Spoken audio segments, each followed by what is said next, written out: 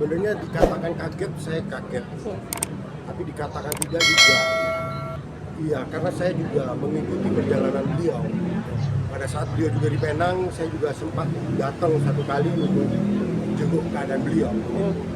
Tapi yang paling penting begini, bagi saya beliau itu adalah guru saya. Beliau adalah mentor saya. Seorang advokat yang berdedikasi khususnya untuk masyarakat miskin. Beliau adalah seorang advokat yang memperjuangkan khususnya untuk orang miskin, makanya beliau membangun lembaga non-profit yaitu LBH Mawar Saron. Itulah yang menjadi legacy beliau dan menurut saya itu patut untuk dicontoh oleh lawyer-lawyer muda.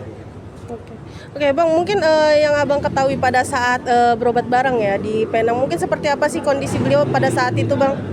Kalau mengenai kondisi beliau, biarkan pihak keluarga yang menjelaskan, karena sekali lagi itu adalah ranahnya keluarga.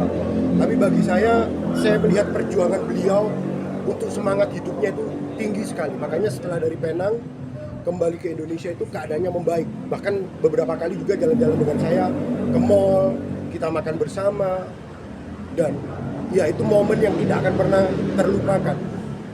Momen-momen yang ketika kita sidang bersama, menangani perkara bersama, menurut saya itu momen yang tidak akan pernah terlupakan. Dan sekarang Pak Hotma sudah dipanggil Tuhan bersama dengan Tuhan Yesus di atas.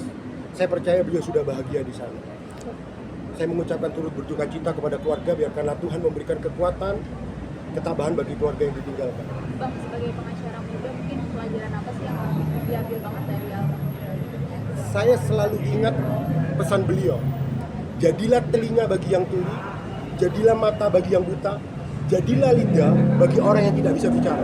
Ini berbicara mengenai orang miskin. Orang miskin itu tidak bisa mendapatkan akses keadilan.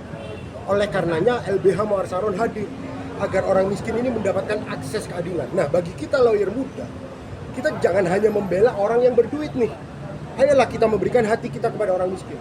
Kata beliau, kalau kita memberikan hati kita kepada orang miskin, yang tidak bayar aja kita bela dengan benar, apalagi yang bayar, begitu loh. Artinya, kita sebagai muridnya Pak Hotma harus melanjutkan perjuangannya Pak Hotma. Jadi, bagi lawyer-lawyer muda di sana, ayolah kita membela orang-orang yang termarginalkan begitu. Tidak hanya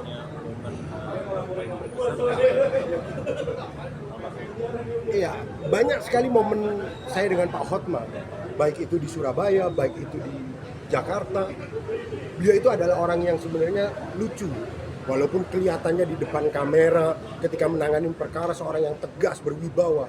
Tapi di belakang kamera beliau adalah seorang orang tua yang mengasihi anak-anaknya. Bagi saya beliau adalah orang tua dan saya mungkin dianggap anaknya juga. Sehingga beliau memperlakukan kami, bercanda dengan kami, melawak dengan kami, tertawa bersama. Dan itu menurut saya momen yang tidak akan pernah terlupakan. Dan satu hal, Pak Hotma itu selalu menyimpan uang di saku celananya. Uang kurang lebih ya setebal inilah. Dan itu uang baru, bukan uang lusuh. Tujuannya apa uang itu ditaruh? Setiap beliau melihat security, dipanggil sini, dia kasih. Nanti habis ke toilet, dia lihat cleaning service, sini, dia kasih. Dan tidak pernah uang itu tidak ada di dalam sakunya. Saya selalu tanya, kenapa Aman? Ya karena kita harus memperhatikan orang kecil sampai sebegitunya. Dan itu dilakukan di belakang kamera. Dan itu kami yang menyaksikan murid-muridnya ini. Jadi selalu ada uang di sakunya yang selalu disiapkan oleh anak buahnya begitu. Itu momen yang menurut saya tidak akan terlupakan dan merupakan satu contoh nyata seorang advokat yang punya nama besar, seorang advokat senior yang sudah berpraktek puluhan tahun mendedikasikan dirinya untuk orang miskin. Dan saya selalu mengingat apa kata beliau. Beliau itu pernah membela orang yang paling tinggi di negeri ini, tapi beliau juga membela orang yang paling rendah di negara ini. Tapi bagi beliau lebih penting membela orang-orang yang termarginalkan daripada membela orang yang terbesar di negara ini. Beliau lebih memberikan hatinya untuk orang miskin. Terbukti LBH Mawar Saron lebih dari 20 tahun sudah berdiri.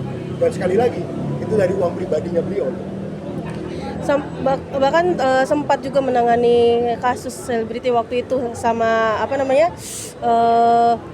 Bang Ferry Irawan. Mungkin seperti apa nih kisahnya kalian berdua gitu Bang ketika begini, dalam faktanya sebenarnya Pak Hotma itu bukan merupakan kuasa hukumnya Pak Ferry Irawan. Ya ini sedikit saja cerita ya.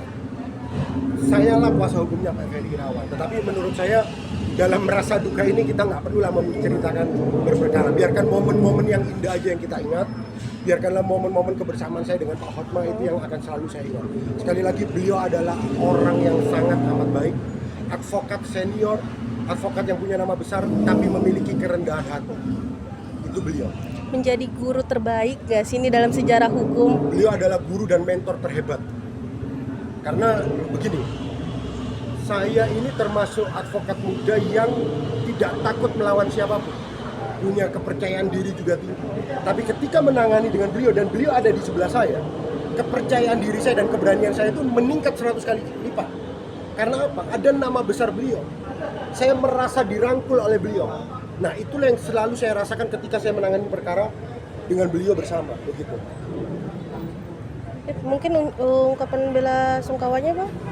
Ya, sekali lagi, saya Jeffrey Simatupang, SHMH, advokat dari Surabaya, murid dari Pak Hotma, anak dari Pak Hotma, mengucapkan turut berduka cita untuk keluarga yang ditinggalkan, dan untuk Amang, selamat jalan ke rumah Bapak di sorga. Amang sudah bahagia di sana bersama Tuhan Yesus dan para malaikat di sorga. Sampai berjumpa lagi di rumah Bapak yang berbahagia.